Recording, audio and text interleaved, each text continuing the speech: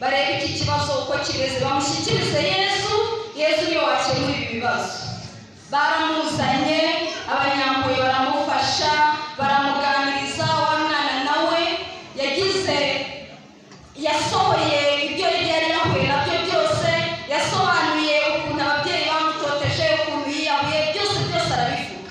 Yarangije kubivuga, abanyampuye baramubwira bati rero ni Yesu wabongoreye. Aramubwira ati rero nimumubwire apfukame asaba umwana w'imbabazi. Wa mubyeyi yashatse kwisuzugura ati si uruhinja ndasaba imbabazi ngo bitange iki. Ariko twakomeje kumubwira tuti saba Imana, saba umwana imbabazi, musaba imbabazi. Nawe ni umwana w'Imana, nawe ni ikiremwa cy'Imana, azi ubwenge. Umubyeyi yarapfukamye asaba umwana imbabazi. Arangije kumusaba imbabazi, umwana yaramwenyuye, amuha ibere, umwana aroga.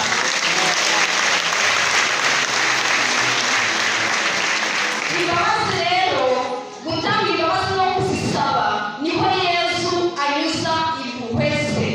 Reka rero twese twitatire, dukingure imitima yacu, dukoreshe urufunguzo rw'imbabazi no kuzisaba.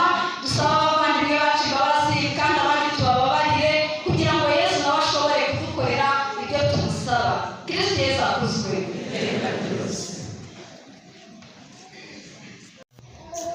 Uwanya barakwihakanye ikindi gikomeye cy'urukundo cyose Nyagasani yadutikishije umuhamagaro.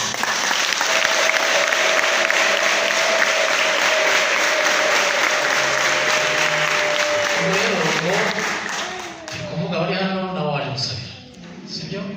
Ushobora kuba atari hano cyangwa nabo waje gusabira. Hari umuntu warwaye indwara yo kuruka atazi impamvu, yarivujije hirya no hino biranga. Kuruka akaruka nta kintu arwaye, nta kintu akajya aruka, nta kintu akoza mu kanwa, byose bigaruka. Imana yamukijije.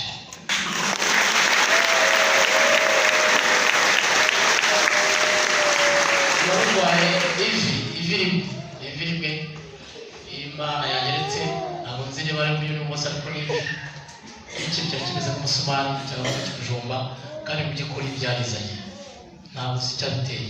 Nyagasani yamukijije.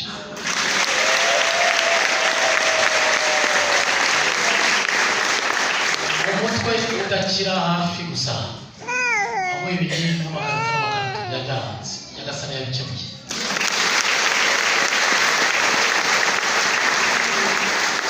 Bagera ku abana batoya, abana bawe ntabwo yasinziraga, ntabwo bazi gusabira cyangwa umwana wawe ntabwo yasinziraga, ibintu byabaga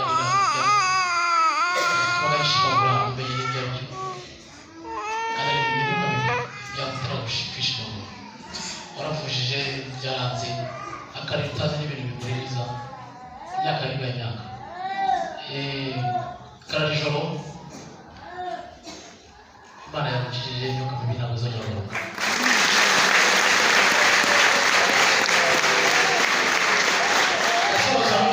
Wowe mama, wowe papa, umwana wawe ntabwo bamwireba. Ujya kwirisha hanze ntakize. Najya kwa muganga bakamenya imiti isinyire, abantu bakambwira bati nibyo baguteze, ariko nkomera kuri Yesu.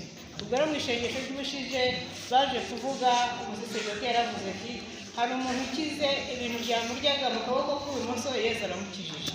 Nari nicaranye n'umuvandimwe ndavuga nti se Yesu ubu ninjye akozeho. Ubwo rero kuva uwo munsi kugeza ubu ngubu akaboko kanjye karakize, ndiyagambura ndafata ngakomeza, bya bintu byamera byose byararangiye.